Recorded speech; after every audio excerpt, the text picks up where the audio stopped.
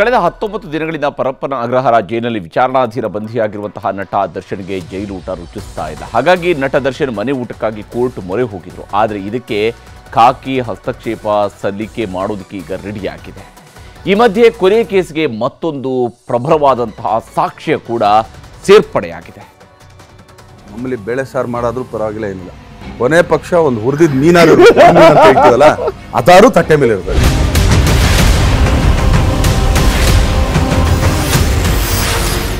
ದರ್ಶನ್ ಪರಪ್ಪನ ಅಗ್ರಹಾರ ಜೈಲು ಸೇರಿ 19 ದಿನ. ಒಗ್ಗದ ಜೈಲೂಟ, ಕಂಬಿ ಹಿಂದೆ ನಿತ್ಯವೂ ಸಂಕಟ. ಪರಪ್ಪನ ಅಗ್ರಹಾರ ಜೈಲಿನ ಊಟ ನಟ ದರ್ಶನ್ಗೆ ಅನಾರೋಗ್ಯಕ್ಕೆ ಕಾರಣವಾಗ್ತಿದೆಯಂತೆ. ತಿಂದ ಆಹಾರ ಜೀರ್ಣವಾಗದೆ ಫುಡ್ ಪಾಯ್ಸನ್ನಿಂದ ಅತಿಸಾರ, ತೂಕ ಇಳಿಕೆಯಂತಹ ಸಮಸ್ಯೆಗಳು ಕಾಡ್ತಾ ಇದ್ದು ಮನೆ ಊಟಕ್ಕೆ ಅನುಮತಿ ನೀಡಿ ಅಂತ ದರ್ಶನ್ ಪರ ವಕೀಲರು ಕೋರ್ಟ್ ಮೊರೆ ಹೋಗಿದ್ರು.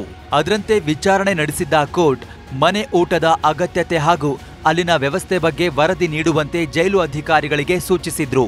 ಹೀಗಾಗಿ ಜೈಲು ಅಧಿಕಾರಿಗಳ ವರದಿ ಈಗ ಕುತೂಹಲ ಮೂಡಿಸಿದೆ.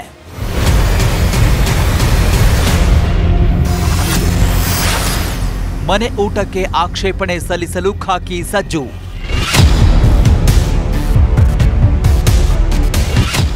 ಒಂದೆಡೆ ಕೋರ್ಟ್ಗೆ ರಿಪೋರ್ಟ್ ಕೊಡಲು ಜೈಲು ಅಧಿಕಾರಿಗಳು ಸಿದ್ಧತೆ ಮಾಡಿಕೊಂಡಿದ್ರೆ, ಇದರ ನಡುವೆ ಕಾಮಾಕ್ಷಿಪಾಳ್ಯ ಪೊಲೀಸರು ದರ್ಶನ್ಗೆ ಮನೆ ಊಟ ನೀಡೋದಕ್ಕೆ ಆಕ್ಷೇಪಣೆ ಸಲ್ಲಿಸಲು ಸಿದ್ಧತೆ ನಡೆಸಿದ್ದಾರೆ. ಇನ್ನು ಪೊಲೀಸರ ಆಕ್ಷೇಪಣೆ ಏನು ಅನ್ನೋದನ್ನ ನೋಡೋದಾದ್ರೆ, ಪರಪ್ಪನ ಅಗ್ರಹಾರ ಜೈಲಿನಲ್ಲಿ 5,500 ಖೈದಿಗಳಿದ್ದಾರೆ. ದರ್ಶನ್ಗೆ ಮಾತ್ರ ಅನುಮತಿ ಕೊಟ್ರೆ ನಾಳೆ ಇನ್ನೂ ಹಲವರು ಅನುಮತಿ ಕೋರಿ ಅರ್ಜಿ ಹಾಕ್ತಾರೆ. ಜೊತೆಗೆ ಜೈಲಿನಲ್ಲಿ ಇರೋ ಖೈದಿಗಳು ಎಲ್ಲರೂ ಒಂದೇ ಕಾನೂನಿನ ಅಡಿಯಲ್ಲಿ ಎಲ್ಲರೂ ಬರ್ತಾರೆ. ಹೀಗಾಗಿ ಯಾವುದೇ ಕಾರಣಕ್ಕೂ ದರ್ಶನ್ಗೆ ಮನೆ ಊಟಕ್ಕೆ ಅನುಮತಿ ಕೊಡಬಾರದು ಅಂತ ಆಕ್ಷೇಪಣೆಗೆ ಪೊಲೀಸರು ಸಿದ್ಧತೆ ನಡೆಸಿದ್ದಾರೆ.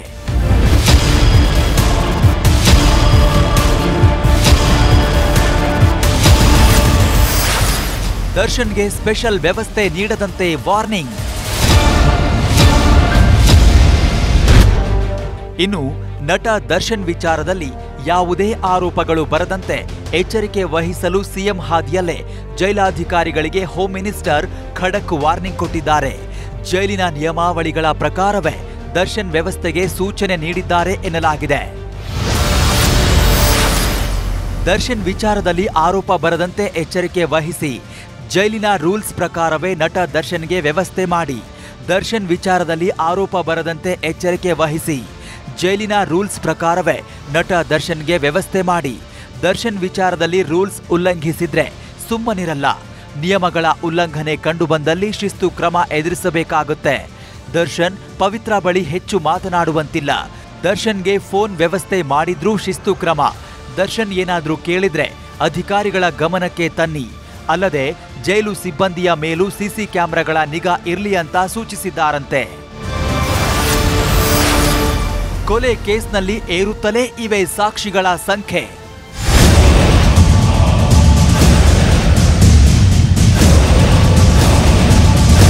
ಇನ್ನು ರೇಣುಕಾಸ್ವಾಮಿ ಕೊಲೆ ಪ್ರಕರಣದಲ್ಲಿ ಪೊಲೀಸರ ತನಿಖೆ ಸಾಗಿದಂತೆಲ್ಲ ಸಾಕ್ಷ್ಯಗಳ ಸಂಖ್ಯೆ ಏರುತ್ತಲೇ ಇವೆ. ರೇಣುಕಾಸ್ವಾಮಿ ಮೃತದೇಹ ವಿಲೇವಾರಿ ಡೀಲ್ಗೆ ಆರೋಪಿ ಕೇಶವಮೂರ್ತಿ ಪಡೆದಿದ್ದ 5 ಲಕ್ಷ ಹಣವನ್ನ ಪೊಲೀಸರು ಜಪ್ತಿ ಮಾಡಿದ್ದಾರೆ.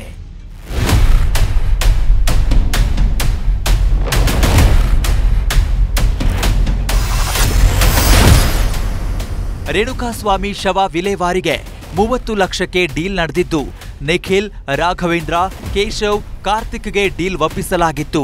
ಶವ ವಿಲೇವಾರಿಗೆ ಪ್ರತಿಯೊಬ್ಬರಿಗೆ 5 ಲಕ್ಷ ನೀಡಿದ್ದು, ಹಣ ಪಡೆದು ಶವ ವಿಲೇವಾರಿ ಮಾಡಿದ್ದು 4 ಆರೋಪಿಗಳಿಗೆ ಪ್ರದೋಷ ಹಣ ನೀಡಿದ್ದ. ಕೃತ್ಯದ ಬಳಿಕ ಕೇಶವಮೂರ್ತಿ ಸರೆಂಡರ್ ಆಗಿದ್ದ. ಅದಕ್ಕೂ ಮುನ್ನ ಹಣವನ್ನ ತನ್ನ ಅಣ್ಣನಿಗೆ ನೀಡಿದ್ದ. ಈಗ ಕೇಶವಮೂರ್ತಿ ಅಣ್ಣ ಜಗದೀಶ್ನಿಂದ ಪೊಲೀಸರು ಹಣ ವಶಕ್ಕೆ ಪಡೆದಿದ್ದಾರೆ. 5 ಲಕ್ಷ ಹಣದಲ್ಲಿ 70,000 ಖರ್ಚು ಮಾಡಿದ್ದು, ಉಳಿದ 4,30,000 ಹಣವನ್ನ ಪೊಲೀಸರಿಗೆ ನೀಡಿದ್ದಾನೆ. ಹಣ ಪಡೆದು ಪೊಲೀಸರು ಪಂಚನಾಮೆ ಮಾಡಿದ್ದಾರೆ.